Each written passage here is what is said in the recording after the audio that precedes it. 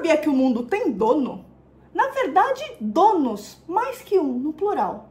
Bom, sabemos que vivemos em um mundo que manda quem tem poder e que isso ocorre em pequena ou grande escala e não é de hoje. O grande poder está na mão de poucos e são eles que criam a regra do jogo que chamamos de sociedades. E ao longo do tempo esse poder tem estado na mão de 13 famílias. As 13 famílias que dominam o mundo, ou também conhecidas como as 13 famílias Illuminati ou as 13 linhagens de sangue Illuminati. Mas antes de falar das 13 famílias e o poder de cada uma, eu preciso te mostrar como funciona o nosso mundo e o jogo por trás de tudo. Nosso mundo é literalmente uma pirâmide. Não, calma, não tô falando do formato do planeta. Como toda boa pirâmide, quanto mais no topo, mais poder. Na base, nós temos a camada mais baixa, que é a população geral. Meros mortais, eu, você e todo mundo que você conhece. A não ser, claro, que você seja amigo de alguém das grandes famílias que eu vou citar no vídeo. Quase 100% da população está na base, sendo manipulado de diversas formas por quem está acima. A segunda camada é a camada que comanda a nossa, a do controle da população. Nela estão religiões, governo, educação e entretenimento. Tudo aquilo que você assiste, Disney, Hollywood e afins. Acima dessa camada está a camada de controle de recursos mundiais.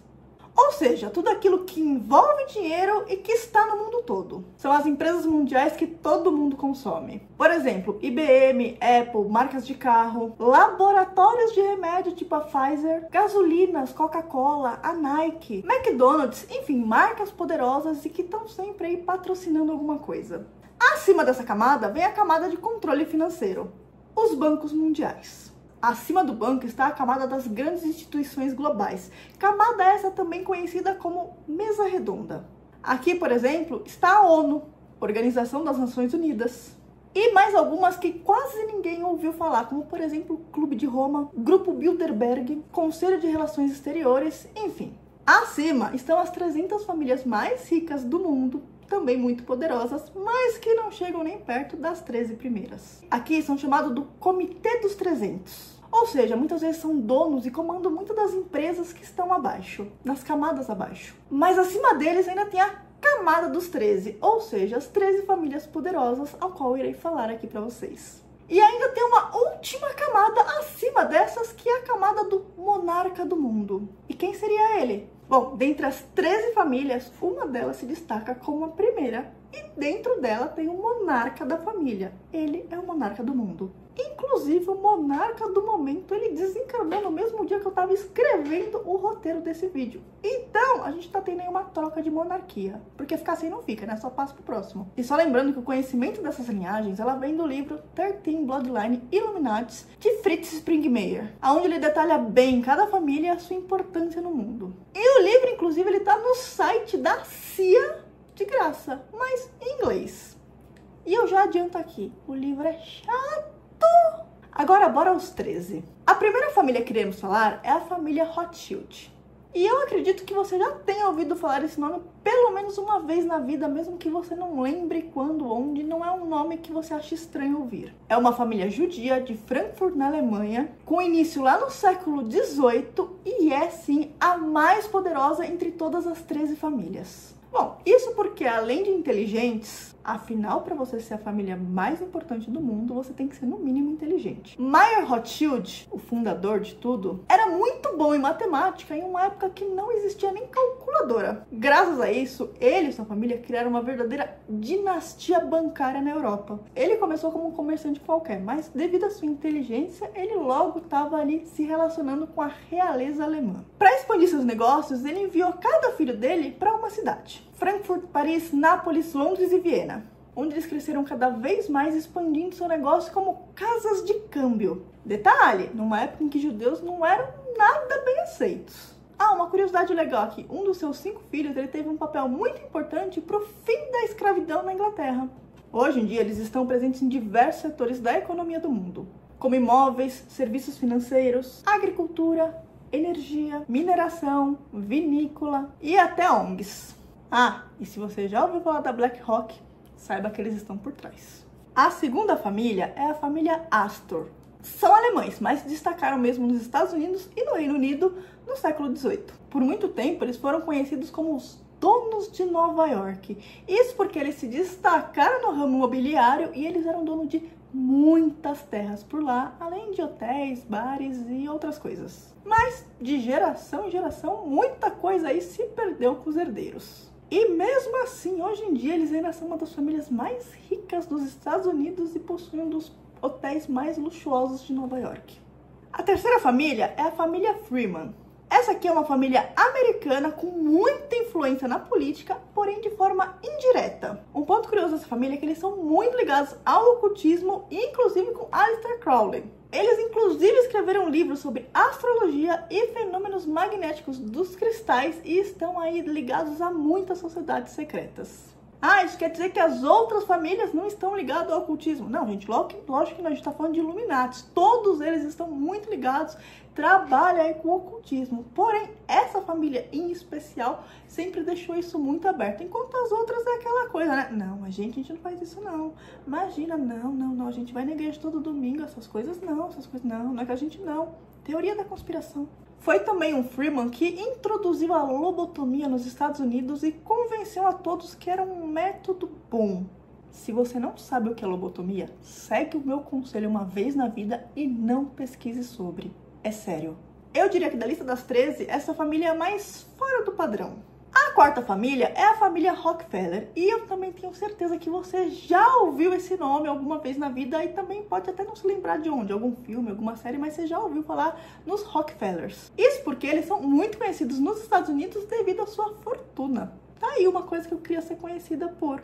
Fortuna essa que veio do petróleo e depois se expandiu para bancos e outras coisas. Eles inclusive financiaram as maiores universidades de lá, como Yale, Harvard e Columbia. Apesar deles ganharem muito dinheiro, atualmente eles também têm muitos projetos filantrópicos. A quinta família é a família Collins. Essa é uma família inglesa que sempre contou com diversos membros no parlamento inglês. Eles conseguem ser mais importantes que a nossa adorada ou odiada família reptiliana real.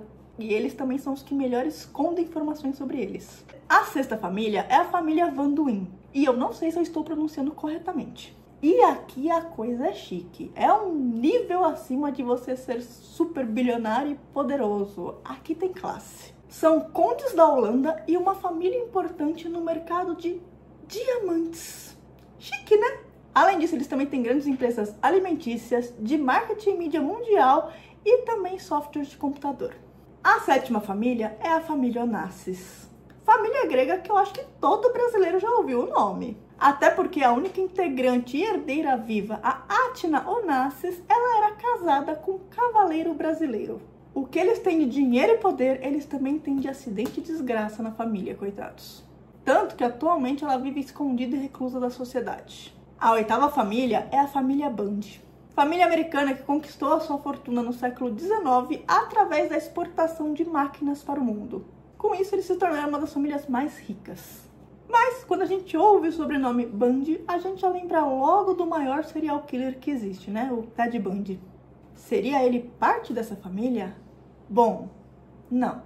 Na verdade, ele só leva o sobrenome mesmo. E em nono, nós temos a família Dupont.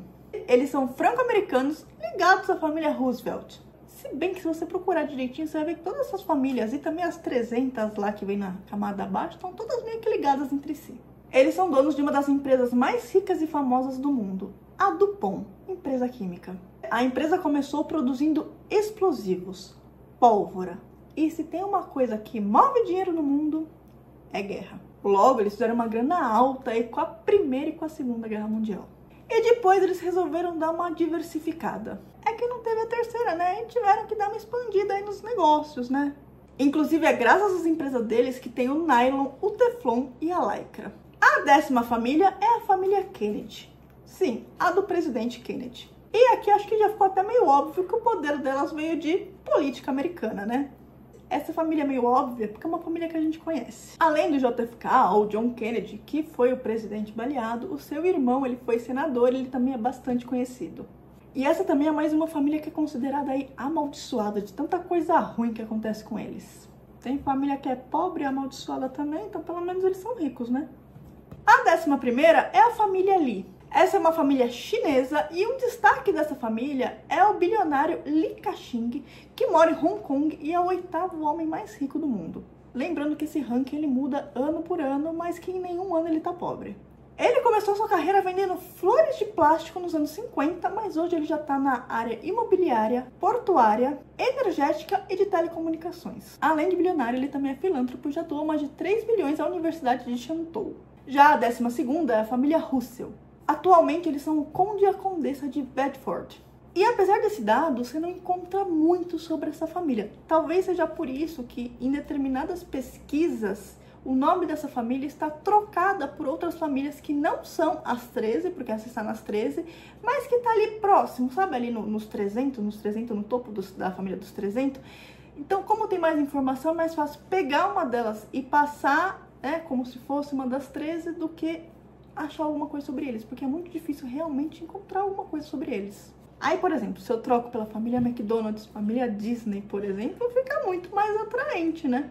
Mas apesar dessas duas que eu citei serem sim famílias Illuminati extremamente poderosas, elas não estão entre as 13, estão lá nas 300. E por último, a 13ª família, família Merovingios. Essa família é uma dinastia que governou os francos lá atrás, na época de Gália. A gente nem lembra que isso existe. E que tiveram muito poder, mas que eles foram derrubados. E aí, se você faz uma pesquisa rápida, parece que derrubaram eles, pronto, acabou a família. Mas não é bem por aí, tá?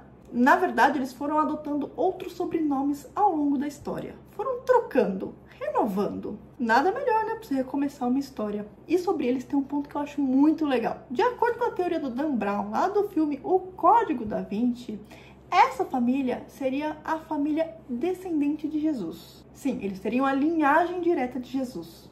Enfim, essas são as 13 famílias que comandam o mundo e ditam a regra do jogo. E não dá pra você fugir do jogo e se revoltar contra ele também não vai mudar em muita coisa e não vai te tirar do jogo. Então, o melhor que a gente tem a fazer é ter conhecimento. Afinal, se a gente tem conhecimento de como o jogo funciona, a gente vai conseguir fazer escolhas bem melhores. Conhecimento é poder. Ah, e não esquece de deixar o like, amigo, se inscrever se você ainda não está inscrito. E eu duvido você acertar aqui nos comentários o tema do próximo vídeo. Embaúra.